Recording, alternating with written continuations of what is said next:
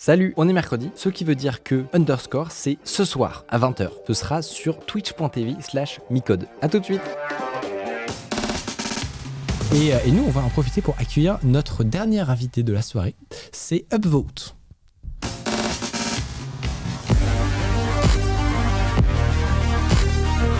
Et bienvenue. Écoute, merci de nous recevoir. Comme vous le savez, Upvote, c'est notre rubrique dans laquelle on accueille un talent qui vient nous expliquer quel est son métier, souvent incongru et qualitatif. C'est vraiment pour ça qu'on les invite, tout simplement.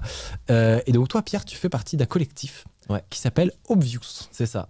Est-ce que tu peux nous expliquer en quoi ça consiste ? Yes. Obvious, d'abord, c'est une histoire de potes. En gros, on est 3 potes, on a grandi ensemble en banlieue parisienne. Ouais. Et en fait, on a un collectif d'artistes qui crée des œuvres d'art avec des algorithmes de machine learning, plus communément appelés intelligence artificielle. Donc déjà, ça, c'est complètement fou. Ouais, c'est assez marrant. C'est-à-dire que avec tes capacités de programmation, tu génères de l'art. Alors déjà, ce qu'il faut que je dise, c'est que moi, j'ai pas de capacité de programmation. En fait, on a la chance dans le trio d'avoir Hugo. Hugo, il est chercheur en machine learning. Il a une thèse, un doctorat. C'est propre. Hein. Donc ça, on y reviendra. Mais en gros, ça, c'est une de nos productions. Ouais. Donc en gros, il a un doctorat en machine learning et il fait maintenant un postdoc. Et donc en gros, en fait, on s'est retrouvés à 3. Dans une coloc à Gare du Nord à Paris, et on voulait faire un truc créatif ensemble. Et en gros, Hugo, vu qu'il avait ses qualités de chercheur et qu'il adorait nous expliquer tout ce qu'il faisait, en fait, on a commencé à réfléchir à ce qu'on pouvait faire, et on a vu ces algorithmes qu'on utilise qui s'appellent des GAN, des Generative Adversarial Network. Ouais.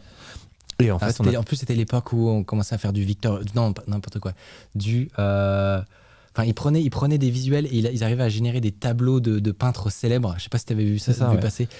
Et le premier que j'ai vu, c'était Van Gogh, voilà, c'est ça. Et c'était la première fois qu'on voyait ça. Exactement. C'était incroyable. Et en fait, nous, c'était à peu près à la même époque, tu vois. On voyait cette technologie parce que Hugo, tu sais, comme il est chercheur, il fait de la veille scientifique. Et donc, en gros, un jour, il les ramène à la maison. Il dit, regardez les gars, ce qu'on est capable de faire maintenant avec les algorithmes de machine learning. Et nous, là, on a d'abord une espèce d'explosion dans la tête en mode, waouh, qu'est-ce que c'est que ces trucs-là ? Donc, d'abord, on a une explosion technique. On trouve ça fantastique. Puis après, tu sais, comme on est 3 mecs dans un canapé avec un peu de fumée, en gros, très rapidement. C'est des idées marrantes. Les idées marrantes qui apparaissent. Exactement, tu vois, les idées créatives apparaissent. Et en fait, on s'est posé la question de qu'est-ce qui se passe philosophiquement quand tu crées de l'art avec ce type d'algorithme, qu'est-ce que ça pose comme question, tu vois. Et en fait, ça pose effectivement, ça sent la question que tu te poses en fin de soirée. Ouais, tu vois, et au final, ça a intéressé des gens. Et donc, en gros, on a créé une première série de portraits qui s'appelle La famille Bellamy. Et on a commencé à en parler, etc. Et ça a intéressé le monde de l'art. Parce que ça pose des questions philosophiques comme quelle est la place de l'artiste, est-ce que c'est de l'art ou est-ce que ça n'en est pas. Est-ce qu'un programmeur peut être un artiste ? Exactement, tu vois. Est-ce qu'un programme peut être un artiste ? Un programme, tout aussi, seul. Ouais. Et en fait, ce genre d'algorithme, la manière dont il fonctionne, je pense que c'est intéressant que je l'explique, c'est que en fait, tu donnes plein d'exemples à un algorithme. Et l'algorithme, il va comprendre les codes en commun de ces exemples. Donc, il va comprendre qu'un portrait classique, c'est tout le temps la même chose, c'est 2 yeux, un nez, une bouche, une tête sur un corps, tu vois. Et après, il va, à partir de ces features qu'il a captées en commun, il va recréer quelque chose de nouveau. Et donc la question qui se posait à l'époque, c'est est-ce que ces algorithmes sont créatifs ? Est-ce que c'est de l'art ? Est-ce que, etc. Et donc nous, on a fait une première série d'œuvres. Et en fait, le truc de dingue qui nous est arrivé, c'est qu'une de ces œuvres s'est vendue aux enchères. Donc un jour, tu reçois un mail de Christie's, qui est la maison de vente aux enchères où se vendent les Picasso, les trucs comme ça, tu vois. Donc, et donc en gros, Christie's nous envoie ce mail nous disant est-ce que vous voulez vendre votre travail chez Christie's ? Donc là, tu vois, tu as commencé. Oui. Oui. Excusez-moi, c'est où qu'on signe, quoi. Et donc, trop stylé. Nous, on avait déjà vendu quelques toiles. Et là, Christie's nous dit est-ce que vous êtes chaud ? Et donc, nous, on dit ouais, bien sûr. On part à New York, parce que la vente se fait à New York, tu vois. Donc, les grandes pompes, tu vois, les trois Frenchies. En l'occurrence, Hugo pouvait pas y aller parce qu'il s'était cassé le genou en skate. Donc, en gros, les deux. Ouais. il a raté le jour du siècle. Exactement, c'est vraiment ça. Donc, en gros, on y est allé à New York. Et en gros, l'estimate, c'est en gros à combien ton œuvre est estimée, tu vois, sa valeur, tu vois. Ouais. Et donc, c'était entre 7 et 10 000 $. Et en gros. Déjà pas mal. Ouais, tu vois, bien. Tu vois. Ouais. On vendait des toiles à peu près à ce prix-là parce qu'il fallait rembourser les coûts des GPU, etc. Ouais. Donc, c'était à peu près notre prix, quoi. Et donc, en fait, nous, on s'est retrouvés au premier rang de la vente aux enchères et ça monte. Et là, c'est 2 biches pris dans les phares, tu vois, comme ça. Et ça monte jusqu'à 432 000 $. Donc, un demi-million. C'est fou. Ouais, c'est fou. Ouais, c'est un truc de ouf. C'est 432 000 $. Mais à quoi bon faire des NFT quand on peut aller chez Christie's ? Moi, je vous le demande. C'est incroyable. Mais surtout, c'est que ça, c'est en 2018. Ouais, c'est en 2018. C'est celle-ci ? Ouais, c'est exactement celle-ci. Et tu vois, le petit trick, c'est un peu marrant, c'est que nous, on signe pas obvious en bas à gauche, en bas à droite. Bon, vraiment, cette histoire de gauche-droite, je me serais affiché jusqu'au bout. Et donc, en fait, ouais, cette signature-là, c'est notre signature, c'est la formule qui permet de générer les œuvres. Et donc, en gros, on signe pas obvious, on signe avec la formule mathématique. Donc ça, c'est un peu notre gimmick. Incroyable.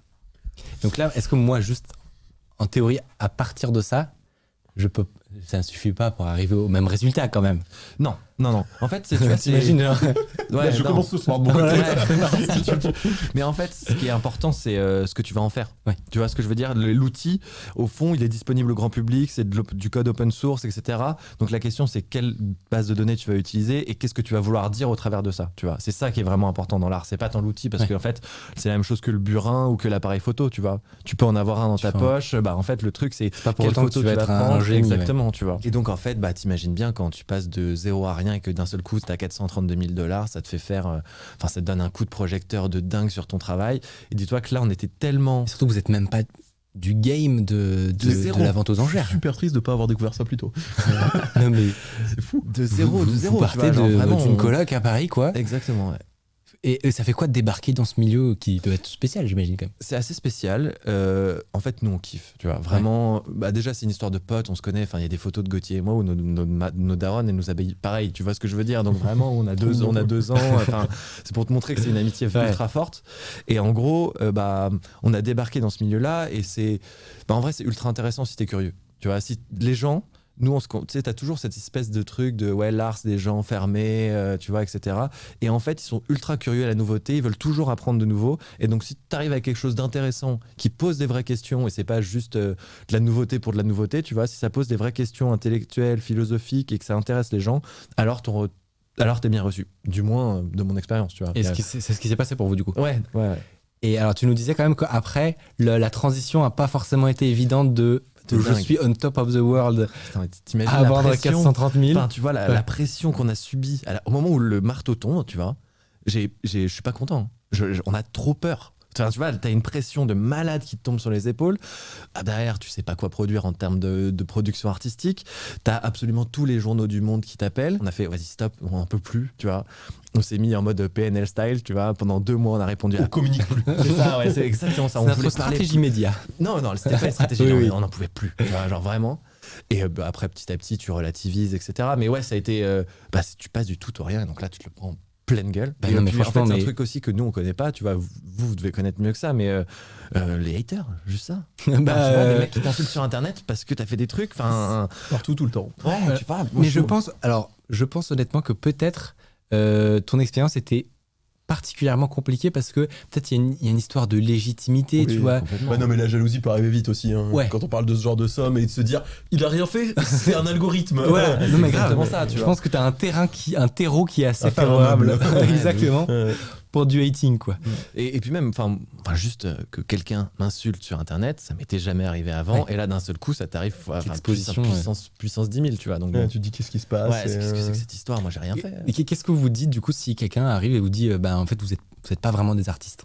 Attends, il se trouve que c'est la question qu'on me pose à 100% des conférences que je fais. C'est la question, c'est pas vous l'artiste, alors c'est l'algorithme. Et là en fait on explique notre processus artistique. Je pense que c'est intéressant que je vous l'explique. C'est, tu vois, donc d'abord en fait tu vas choisir un thème.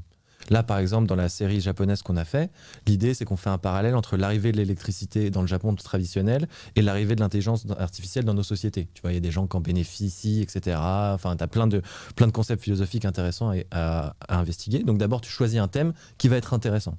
Donc ça, c'est le premier point. Après, tu le donnes à l'algorithme. Après, c'est fini. Et après, tu fais clic et c'est bon, t'es terminé. T'attends 2 jours et hop, le résultat. Non, en fait, après, tu vois, tu crées la base de données. Donc, c'est-à-dire que là, tu dois rassembler plein d'images qui vont être utilisées par ton algorithme. Et donc là, c'est un travail par exemple, de partenariat. Donc, on a travaillé avec Lascaux, tu sais, les grottes de Lascaux. Ouais. Donc, tu vas avec les grottes de Lascaux, tu signes un contrat avec Lascaux, ou alors tu trouves des bases de données open source, etc. Après, tu dois faire fonctionner ton algorithme sur la base de données que tu as fait. Là, bien sûr, c'est pas un processus linéaire. Pour n'importe qui a déjà codé, il sait que c'est pas juste clic, enter, tu vois, c'est t'essayes des trucs, ça te rend des résultats dégueulasses, tu réessayes, tu fais... C'est chum, on recommence.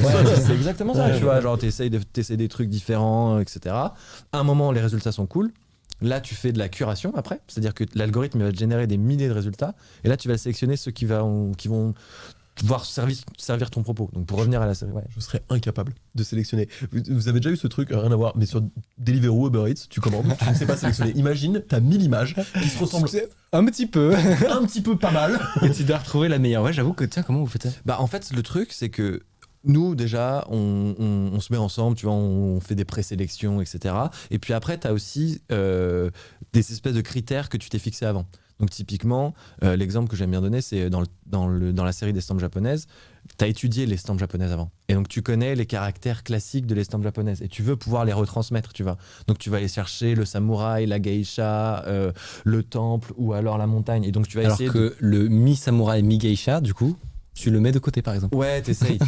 mais il y a des fois où c'est intéressant de le mettre parce que justement, c'est un bon merging, tu vois. Ouais.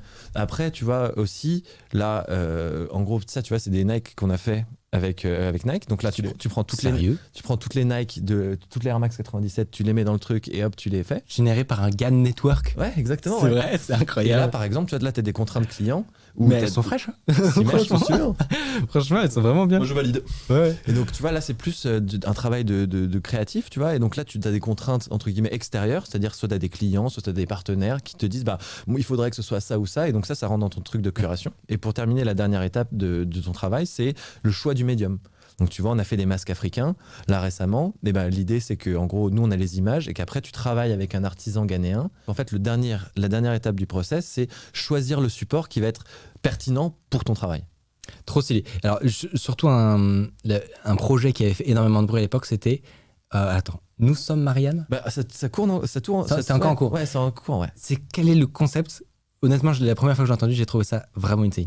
Bah, en fait, tu vois, le processus que je t'expliquais tu prends plein d'images, l'algorithme comprend. Ce processus-là, il est ultra intéressant pour parler de symbolique, plus généralement. Parce qu'en fait, ce que tu vas faire, c'est extraire une sorte de symbole de toute la base de données. Okay. Tu extrais le jus d'un truc Exactement. Conceptuel. Exactement. Et donc, nous, en fait, au fond, nos collectionneurs, toute notre communauté, nous, c'est plus pas trop en France, finalement. Tu vois, c'est plus aux États-Unis, en Angleterre, à Singapour, dans ce genre d'endroits. Et en fait, on n'avait pas trop travaillé pour la France. Et donc, on voulait faire un truc et la symbolique, c'était cool.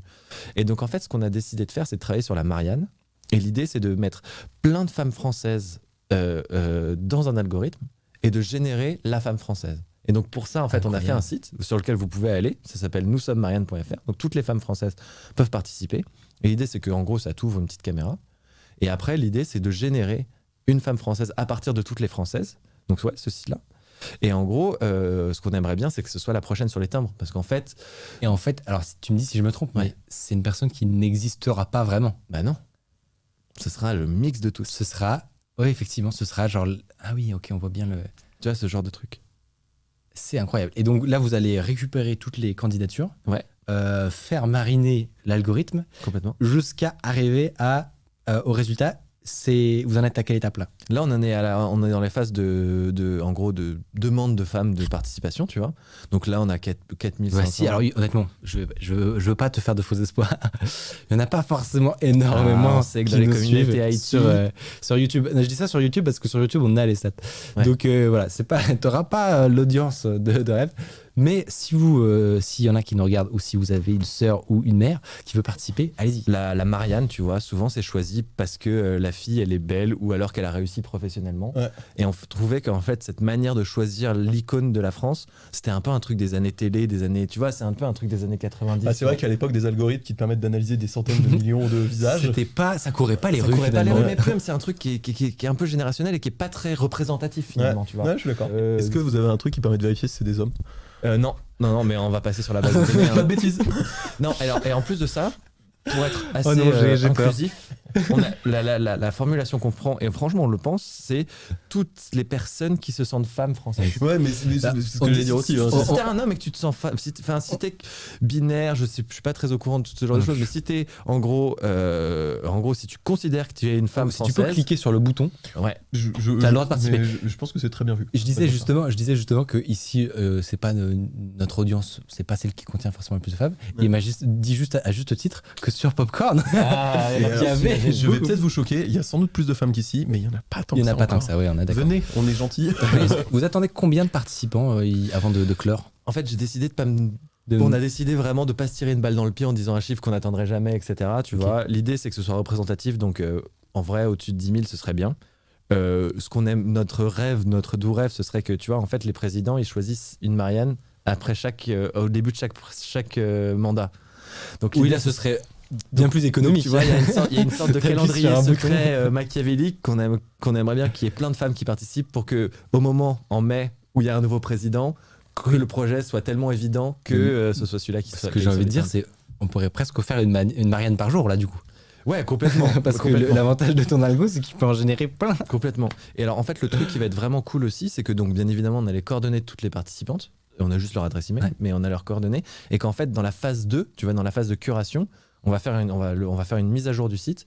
Et les femmes qui ont participé pourront choisir parmi les plusieurs visuels. Ce sera pas nous qui se sélectionneront dans l'algorithme. Ah oui, il y aura un vote. Ok, c'est vraiment. En gros, ça fait que vraiment ce symbole-là sera le symbole des femmes françaises. La Marianne. Et après, Parfait. les gens osent te dire pourquoi vous êtes des artistes. C'est moche. Oui, C'est moche. très poétique, moi je trouve. Non, mais en vrai, je trouve le projet très beau. Vraiment, c'est Très super cool. stylé.